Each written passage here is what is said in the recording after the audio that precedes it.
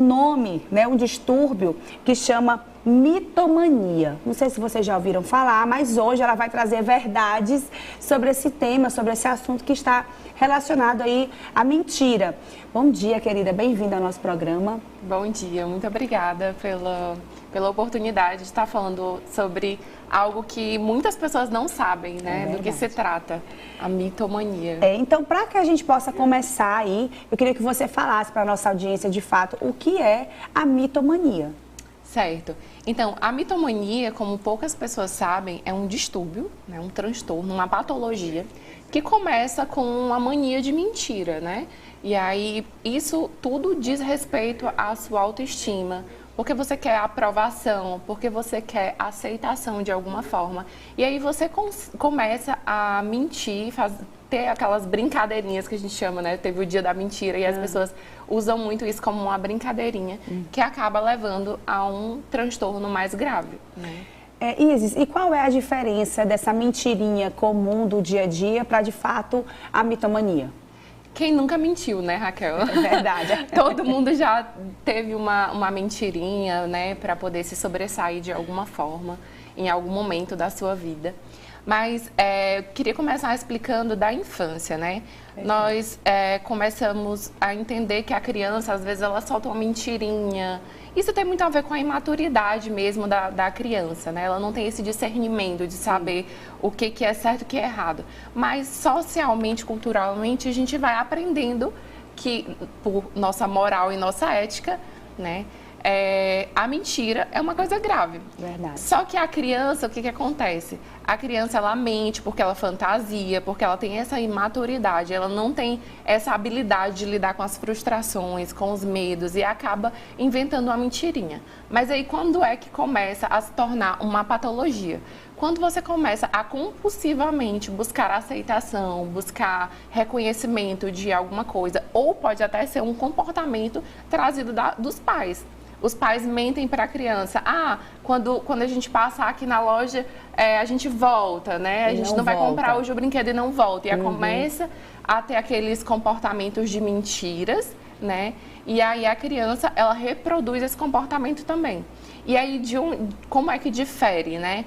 A mentira normal e a mentira patológica. É exatamente naquele momento que você mente tantas vezes, impulsivamente, compulsivamente, que isso se torna um transtorno, você não consegue mais frear. E você acaba acreditando na sua própria mentira. Isso se torna uma verdade para você.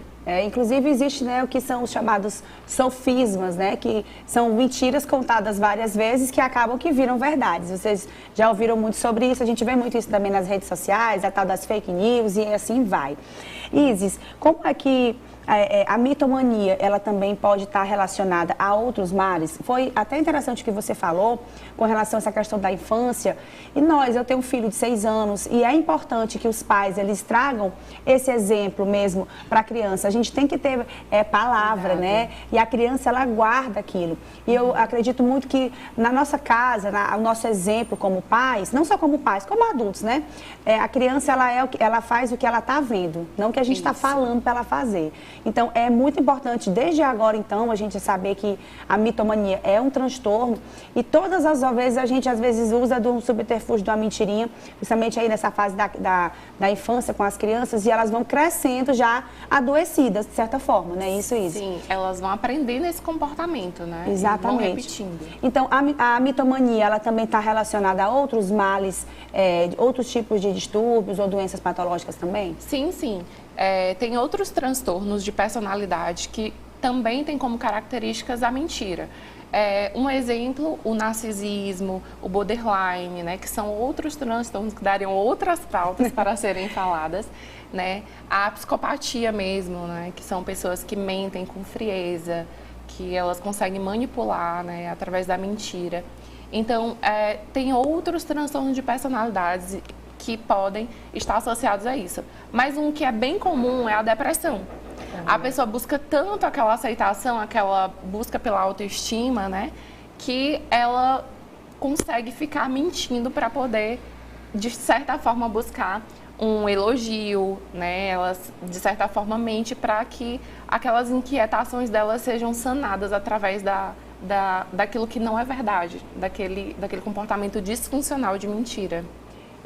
E hoje, quantas pessoas estão aí, né, se comparando?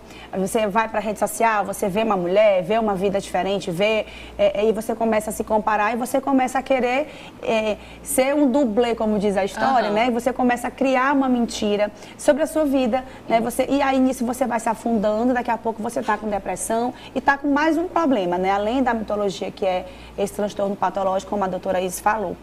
E como que a gente faz para identificar uma pessoa que tem esse transtorno? No meio da família, no meio do ambiente de trabalho? Tem como a gente identificar realmente alguém que tenha esse transtorno e de repente, sei lá, indicar para a pessoa, olha, procurar um psicólogo, uma conversa, né, ali amigável, para poder realmente levar uma ajuda para essa pessoa? Como é que a gente faz essa identificação? Um dos primeiros pontos a ser identificado, a pessoa mesma ela consegue identificar isso, né? Porque, como eu falei anteriormente, socialmente nós somos lapidados a entender que mentira é algo socialmente disfuncional, né? Sim. Então, a pessoa, ela mesma pode entender quando ela está mentindo, quando ela está criando várias situações disfuncionais, né, que são inverdades. E ela mesma pode perceber, e o primeiro passo é ela entender, eu preciso buscar ajuda. Mas nem todas as pessoas que elas têm essa patologia, elas despertam a consciência para buscar tratamento. No meio social, as pessoas da nossa família, as pessoas que estão no nosso convívio, nos trabalhos, nossas relações interpessoais, elas podem identificar aquele transtorno, né? Através de perceber, poxa, aquela pessoa mente tanto, aquela pessoa inventa tanta coisa, e chamar a atenção de uma forma cautelosa, né? Porque se trata de um transtorno.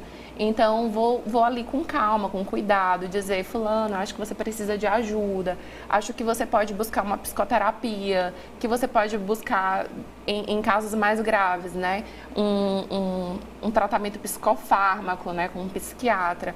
Então, assim, a psicoterapia, ela ajuda muito nesse processo, porque vai trabalhar aqueles comportamentos disfuncionais de mentira, para que ele perceba, tome consciência daquilo que ele está fazendo, né? E ele modifique os comportamentos.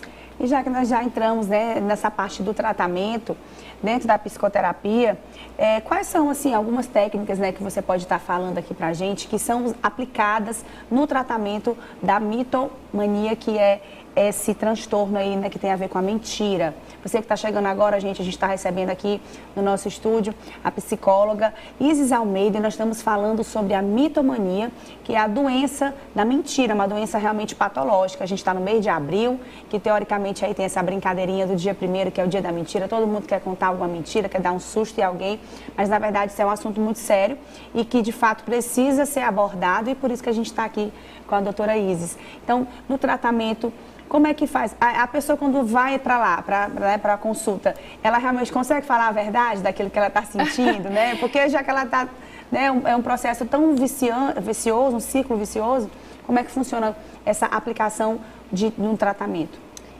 Primeiro ela vai, né, identificar esse distúrbio, né? Ela vai dizer realmente, olha, eu tenho esse problema, eu tenho esse comportamento disfuncional e eu preciso melhorá-lo. Então, a partir disso, a gente vai criar hábitos para que todas as vezes que ela perceba que está criando uma história, que está fantasiando uma mentira, e aí ela vai modificando esses comportamentos. Então, é um trabalho assim um pouquinho demorado, né? Porque ela já está naquele hábito, ela já tem aquele transtorno. E quando não é percebido por ela mesma que ela vai para a psicoterapia por indicação de outra pessoa, o psicólogo mesmo, ele vai identificando, vai fazendo perguntas clínicas para que identifique onde pode ajudar ele a melhorar esses comportamentos. Maravilha. Bom, Isis, muito obrigada, viu, pela sua participação aqui no nosso programa, e que a gente possa realmente estar sempre se observando, né? Não fazer com que aquelas pequenas mentirinhas do dia a dia, que se você puder evitar, evite. E mentira é pecado, né? Segundo a Bíblia. Então, além de criar aí um transtorno, então evite, seja de verdade, procure usar as palavras certas.